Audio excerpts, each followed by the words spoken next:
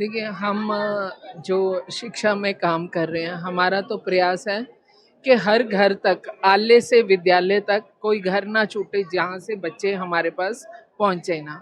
तो उस प्रयास को ध्यान में रखते हुए बच्चे को ज़िंदगी बनाने के लिए 2 लोगों का बहुत अहम रोल होता है, एक गुरु और एक माता-पिता।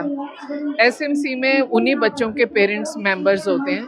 तो आज हमने गुरु और माता-पिता को समर्पित करके आज का दिन की एक कार्यक्रम प्रयोगशाला आज हमने करी है और इसमें हमने एसएमसीज़ के मेंबर से और भी सुझाव लिए हैं कि जिससे कि हम स्कूल्स को और बेहतर कर पाएँ।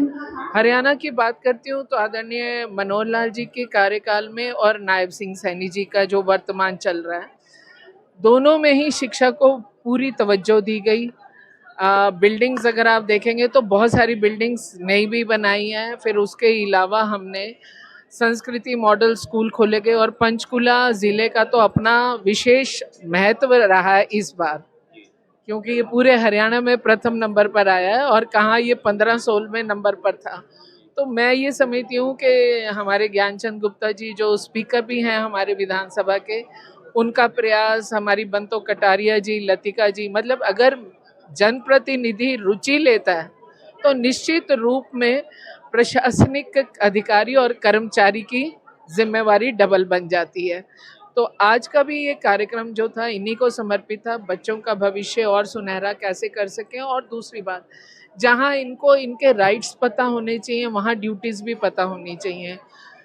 एक जो बड़ा अहम वजह है वो ये है कि अक्सर जिनके पास संपन्नता अधिक होती है वो स्कूलों की फीस नहीं देखते और जिनको ज़रूरत होती है वो सरकार की तरफ आंखें उठा करके देखते हैं।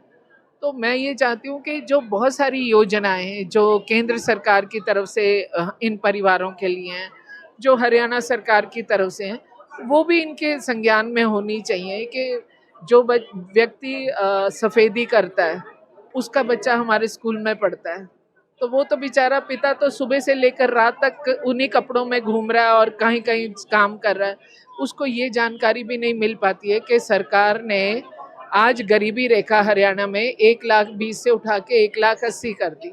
उसको ये जानकारी नहीं है कि अगर मोदी जी ने हमें आयुष्मान योजना दी और जिन लोगों तक नहीं पहुंच पाई, आदरणीय मनोहर लाल जी और नायब सिंह सैनी जी ने चिरायु से भी वही 5 लाख उन लोग परिवारों को दे दिए। तो जो इनकी सुविधाएं हैं ये उनसे वंचित क्यों रहे? जिस प्रकार से गुप्ता जी ने भी एक स्कूल का निरीक्षण किया था, कीड़ों वाला आटा एक्सपायरी दूध था, ऐसे कई स्कूल और भी होंगे, तो ऐसे में क्या मतलब कुछ कार्रवाई करनी नहीं, चाहिए हमने जिससे उस पे भी कार्रवाई करी है। उस जो हमारी प्रिंसिपल थी उनको हमें निलंबित करना पड़ा। मैं एक बात बोल रही थी अभी भी, उसी का मैंने उदाहरण दिया कि कल की ताज़ी घटना है। अगर देखिए तो एसएमसी का पूरा दखल रहता है और हम तो खुले दरबार से सुझाव, देखिए जीएसटी लाने वाली यही सरकार है और जीएसटी लाने के बाद 20 संशोधन करने वाली भी यही सरकार है। तो हम तो कहते हैं कि एसएमसी के माध्यम से हमारे तक सुझाव आए। अगर हमारे सरकारी व्यक्ति में भी कहीं कोई कुताही या कमी पाई जाती है तो हम आपस में बैठ के ठीक कर सकते हैं और हर चीज़ बेहतर कर सकते हैं। एसएमसी के मेंबर्स को भी मैंने ये बात बोली है कि आप महीने में अगर मीटिंग लें तो महीने की मीटिंग का ये फ़ायदा कि आप इन सब चीज़ों तक भी पहुंच पाएंगे।